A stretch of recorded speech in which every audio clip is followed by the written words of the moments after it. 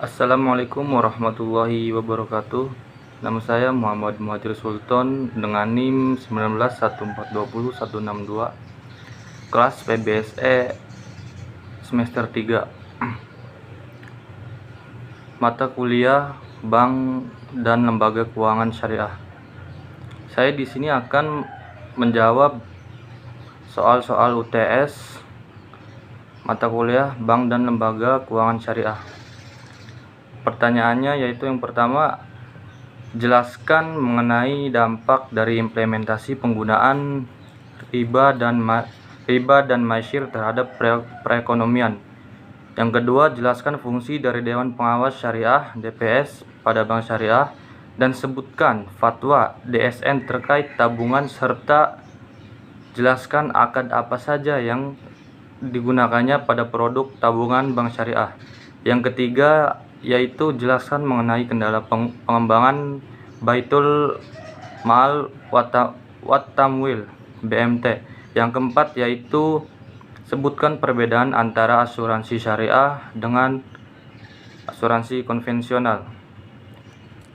Baiklah, saya akan menjawab soal UTS yang nomor 1. Yang pertama yaitu dampak buruk implementasi riba dan maisir terhadap perekonomian. Baiklah, di sini saya akan membahas riba dan maisir terlebih dahulu, yaitu arti riba secara bahasa yakni bertumbuh.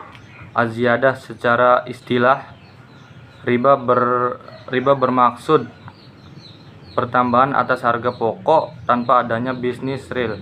Sedangkan maisir bisa disebut juga dengan judi. Secara istilah, jadi bermaksud ketika ada satu pihak yang diuntungkan dari pihak lain yang dirugikan dan tidak ada usaha dalam mendapat keuntungan tersebut. Maisir dan riba ini bila diterapkan akan menyebabkan terkonsentrasinya kekayaan yang menyebabkan aliran uang menjadi terpusat, terutama di golongan di atas dan terutama di golongan atas dan terdistribusi secara merata di semua lapisan masyarakat. Sistem ekonomi ribawi telah menimbulkan ketidakadilan dalam masyarakat, terutama bagi para pemberi modal bank yang pasti menerima keuntungan tanpa kamu tahu apakah para peminjam dana tersebut memperoleh keuntungan atau tidak. Yang nomor 2 yaitu jelaskan fungsi DPS pada Bank Syariah, sebutkan fatwa DSN terkait tabungan, serta jabarkan akad apa saja yang digunakan pada produk tabungan Bank Syariah. Fungsi Dewan Pengawas Syariah yaitu ada 4. Yang pertama, memberikan nasihat dan saran kepada direksi serta mengawasi kegiatan bank agar sesuai dengan prinsip syariah. Yang kedua yaitu menilai dan memastikan pemenuhan prinsip syariah atas pedoman operasional produk yang dikeluarkan bank. Yang ketiga yaitu mengawasi proses pengembangan produk baru bank. Yang keempat yaitu meminta fatwa kepada Dewan Syariah Nasional untuk produk baru bank yang belum ada fatwanya.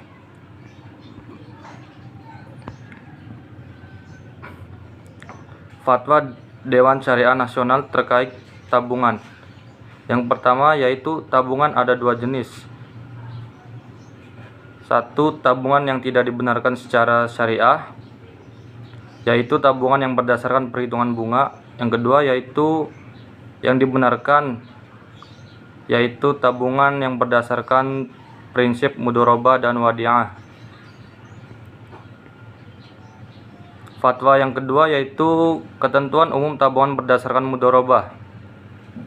1. Dalam transaksi ini nasabah bertindak sebagai sohibul mal atau pemilik dana, dan bank bertindak sebagai mudharib atau pengelola dana.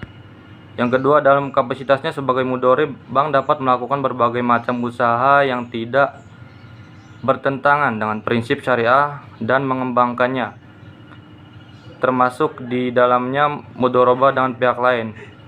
Yang ketiga yaitu modal harus dinyatakan dengan jumlahnya dalam bentuk tunai dan bukan piutang. Yang keempat yaitu pembagian keuntungan harus dinyatakan dalam bentuk nisbah dan dituangkan dalam akad pembukaan rekening. Yang kelima yaitu bank sebagai mudharib penutup biaya operasional tabungan dengan menggunakan nisbah keuntungan yang menjadi haknya. Bank tidak diperkenankan mengurangi nisbah keuntungan nasabah tanpa persetujuan yang bersangkutan. Yang ketiga yaitu ketentuan umum tabungan berdasarkan wadiah. Yang nomor 1 yaitu bersifat simpanan. Kedua, simpanan bisa diambil kapan saja on call atau berdasarkan kesepakatan. Yang ketiga, tidak ada imbalan yang disyaratkan kecuali dalam bentuk pemberian atwaya yang bersifat sukarela dari pihak bank.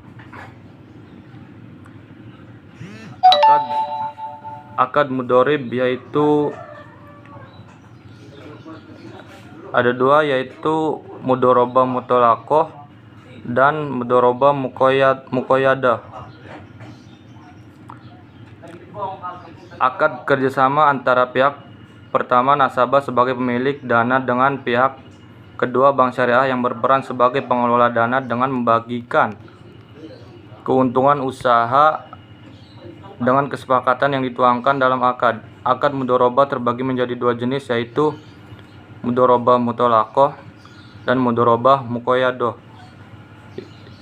Mudharabah mutlaqah yaitu akad yang dilakukan pemilik modal dengan pengelola di mana nisbah bagi hasil disepakati di awal dengan kerugian ditanggung oleh pemilik modal.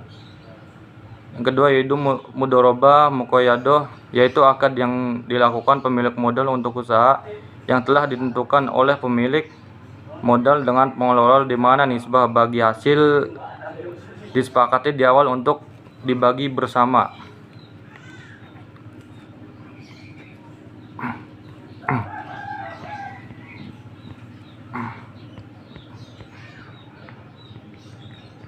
Yang kedua yaitu akad wadiah. Akad yang digunakan dalam transaksi penitipan dana atau barang dari pihak pertama dengan pihak kedua yang diberikan kepercayaan untuk menyimpan dengan tujuan untuk menjaga keselamatan, keamanan, serta keutuhan barang atau uang. Akad wadiah dibagi menjadi dua yaitu wadiah yadomanoh dan wadiah amanah. Nomor 3 yaitu kendala pengembangan BMT. Kendala pengembangan BMT yaitu ada 8. Yang pertama, akumulasi kebutuhan dana masyarakat belum bisa dipenuhi oleh BMT. Kedua, walaupun keberadaan BMT cukup dikenal tetapi masih banyak masyarakat berhubungan dengan rentenir. Yang ketiga yaitu beberapa BMT cenderung menghadapi masalah yang sama, misalnya nasabah yang bermasalah. Yang keempat, BMT cenderung menghadapi BMT lain sebagai lawan yang harus dikalahkan, bukan sebagai partner dalam upaya untuk mengeluarkan masyarakat dari permasalahan ekonomi yang dihadapi. Yang kelima yaitu dalam kegiatan rutin BMT cenderung mengarahkan pengelola untuk lebih berorientasi pada persoalan bisnis. Yang keenam, dalam upaya untuk mendapatkan nasabah timbul kecenderungan BMT mempertimbangkan besarnya bunga di bank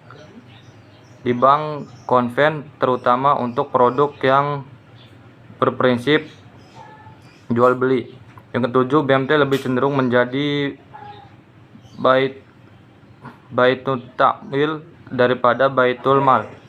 Yang kedelapan yaitu pengetahuan pengelola BMT sangat mempengaruhi BMT tersebut dalam menangkap masalah-masalah dan menyikapi masalah ekonomi yang terjadi di tengah-tengah masyarakat. Yang nomor 4 yaitu perbedaan asuransi konvensional dan asuransi syariah. yaitu ada 4. Yang pertama, asuransi syariah memiliki Dewan Pengawas atau DPS, Dewan Pengawas Syariah, yang bertugas mengawasi produk yang dipasarkan dari pengelolaan investasi dananya. Dewan Pengawas Syariah ini tidak ditemukan dalam asuransi konvensional. Yang kedua, akad yang dilaksanakan pada asuransi syariah berdasarkan tolong-menolong, sedangkan asuransi konvensional berdasarkan jual beli.